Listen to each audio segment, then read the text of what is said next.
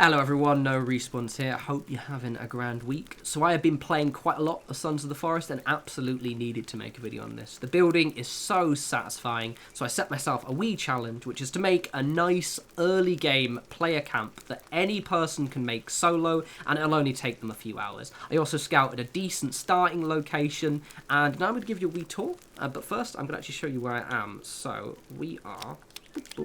So I basically, facing this direction, I started on the beach and just went north. I saw this body of water, which was the first thing I beelined to, because I knew I would want fresh water. It's in the middle of the forest. Hello, spooky lady. What have you got me there? Have you just brought me a fucking... She just killed a... Man, that is dark. Thank you.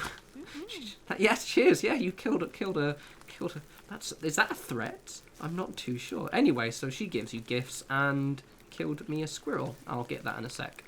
Anywho, so it's in the middle of the forest, which you definitely want to be. It may feel a little bit spookier, and it is potentially more dangerous. I actually don't know if they've made the forest themselves more dangerous than the beach.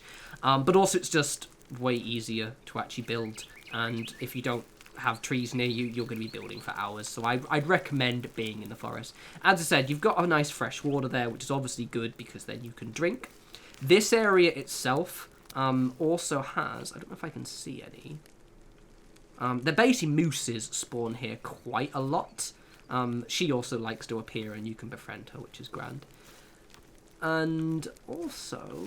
Oh yeah, it's over here. There is this tent up here. Now, I don't know if this is RNG or not. However, that tent spawned for me and it was just a useful save point. So yeah, tent over there, which is pretty cool. It's a nice little area, this. I really, really like it. So let's give you a tour of the actual structure. So this was inspired heavily by longhouses. So I play quite a lot of Valheim, as many of you may know. And in Valheim, you make longhouses, obviously, because longhouses are cool. But they're also a really satisfying and useful player structure for these style of games, where you want something that's very structurally sound, fairly simple to make, and also looks quite cool. And longhouses, my friend, longhouses, just, oh, I love them so much. Obviously, they're a little bit easier to make in Valheim, but to be fair, the building element of this game is quite fluid, and I was able to make something, I think, quite satisfying. I've got these little random bits on the front which exist purely for aesthetics, same as this stuff at the top. I like to add 3D-ness, that's a word, 3D elements to my buildings to kind of make them pop. I've got this wee platform. You can actually make a step for this, and I haven't managed to actually get the step to work. So if you can get the step to work, or one of you guys, let me know, because it doesn't seem to work properly. So the interior-wise, it's quite empty for now. I've got my wee little fire pit. I've got my skull lantern, I've got a table, and I've got 2 beds. You don't actually need 2 beds, just the record, I just did it for RP purposes, but you only need the 1. But they look nice. I had to put the beds in first, then build the structure around it, FYI, just because they wouldn't let me place them in. Now, the fire pit looks really, really nice. It is kind of a bit useless as an actual cooking thing, because as you can see, the way the camera angles, it means that I can't actually pick things up. However, I did make a second one. This is twofold. One, because then I can actually use the fire pit properly, as you can see. Ooh, look how helpful. But also because your companions, as you see, like to hang around the fire. And when the fire was in there, or when the only fire was in there, he would go inside and just get completely stuck. And now that she's joined the team, it means that they can hang out there without any issues. I don't know if it's they go for the most accessible fire or they go to the most recently placed one. No idea. However, also it's nice having this vibey little camping area out here, which is pretty cool. Now, I built a palisade, or a small wall, a chest-high wall, as if this is Gears of War or something. The reason why I didn't build the palisade was because the palisade is a massive structure that takes ages. It kind of defeated the point of the video. I think it's something like 6 logs each, maybe more. And yeah, it would have taken me absolutely ages to make. But also, for a structure like this, where it's quite flat, I kind of felt it would ruin the vibe a little bit.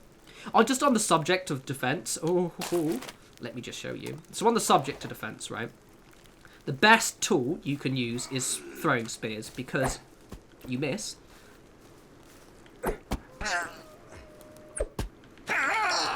But they're also really easy to make. Oh, it's really good against these big guys.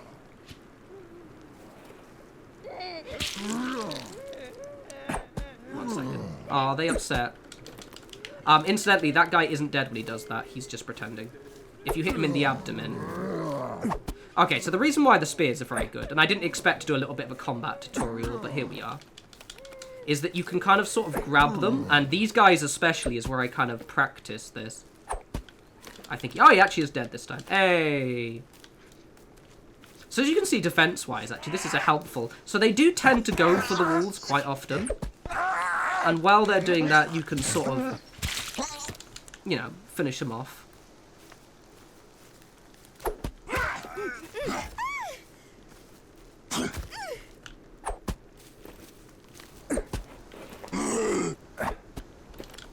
I like the spears because you can just sort of grab them from people. They do, I think, break. She's not dead. She's just hurt temporarily. 1 second. Ah, there we go. There we go. Up you go, love. So as you can see, that was actually a really well-timed defense video. So as you can see, you don't really need the palisade as such. I mean, that was like pretty typical for what you're going to experience. And as you can see, like, the palisade helped. It did defend my main structure, which is really cool. My palisade, I said my chest-high walls. But also, to be honest, the wooden palisade wouldn't have really done much. They do sometimes hop over, but then, to be honest, they just get stuck, and it just makes them a little bit easier to kill. So yes, after that rather cinematic end to my video, did these drop anything? Always check them, by the way, because they do... Ah, see, skin pouches. Should we see what's in my skin pouch?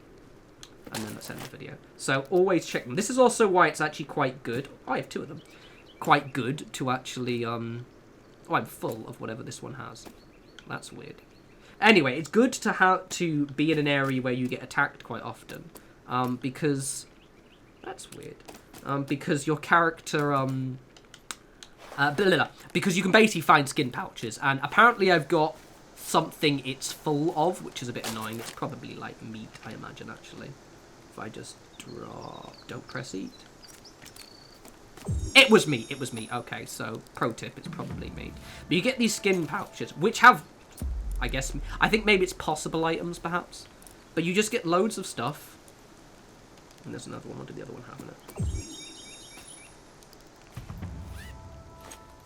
Oh, you get so much shit.